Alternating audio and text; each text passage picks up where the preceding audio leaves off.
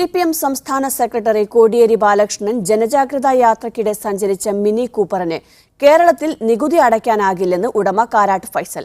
വാഹനം സ്ഥിരമായി ഉപയോഗിക്കുന്നത് പോണ്ടിച്ചേരിയിലാണെന്നും 2016 മുതൽ കേരളത്തിൽ ഉപയോഗിക്കുന്നുവെന്ന മോട്ടോർ വാഹന വകുപ്പിന്റെ കണ്ടെത്തൽ തെറ്റാണെന്നും കാട്ടി ഫൈസൽ കാരാട്ട് RTOയ്ക്ക് മറുപടി നൽകി. അതിനിടെ പോണ്ടിച്ചേരിയിൽ കാർ രജിസ്റ്റർ ചെയ്ത വിലാസം വ്യാജമാണെന്ന് മോട്ടോർ വാഹന വകുപ്പിന്റെ അന്വേഷണത്തിൽ കണ്ടെത്തി. രേഖകൾ മീഡിയ വണ്ണിന് ലഭിച്ചു. കാരാട്ട് ഫൈസലിന്റെ ഉടമസ്ഥതയിലുള്ള പോണ്ടിച്ചേരി രജിസ്ട്രേഷനുള്ള മിനി കൂപ്പറിന്റെ രേഖകൾ ഹാജരാക്കാൻ മോട്ടോർ വാഹന വകുപ്പ് നിർദ്ദേശിച്ചിരുന്നു. എന്നാൽ ഇതിന് കാരാട്ട് ഫൈസൽ തയ്യാറായില്ല.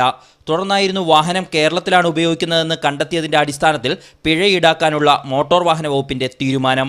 ഡിസംബർ 20-ന് 7,74,800 രൂപ നികുതി അടയ്ക്കണമെന്ന് കാട്ടി കാരാട്ട് ഫൈസലിന് നോട്ടീസ് നൽകി. നോട്ടീസ് കൈപ്പറ്റിയെങ്കിലും പിഴയടയ്ക്കാൻ തയ്യാറായില്ല. പകരം ഈ മാസം 2 കത്തുകൾ കാരാട്ട് ഫൈസൽ കൊടുവള്ളി റീജിയണൽ ട്രാൻസ്പോർട്ട് ഓഫീസർക്ക് അയച്ചു. വാഹനം കേരളത്തിലാണ് ഉപയോഗിക്കുന്നതെന്ന കണ്ടെത്തൽ തെറ്റാണ്. 2-3 ദിവസം മാത്രമാണ് വാഹനം കേരളത്തിൽ ഉപയോഗിച്ചിട്ടുള്ളത്. അതിനാൽ നികുതി അടയ്ക്കണമെന്ന നിർദ്ദേശം നിയമപ്രകാരമല്ലെന്ന് വ്യക്തമാക്കിയാണ് കാരാട്ട് ഫൈസൽ മറുപടി നൽകിയത്. ഇതോടെ RTO തുടർ നടപടികൾ സ്വീകരിക്കുന്നതിന് ട്രാൻസ്പോർട്ട് കമ്മീഷനോട് മാർഗനിർദ്ദേശം തേടി. കാരാട്ട് ഫൈസൽ പോണ്ടിച്ചേരിയിൽ രജിസ്ട്രേഷൻ നടത്തിയ വിലാസം വ്യാജമാണെന്നും മോട്ടോർ വാഹന വകുപ്പ് കണ്ടെത്തിയിട്ടുണ്ട്.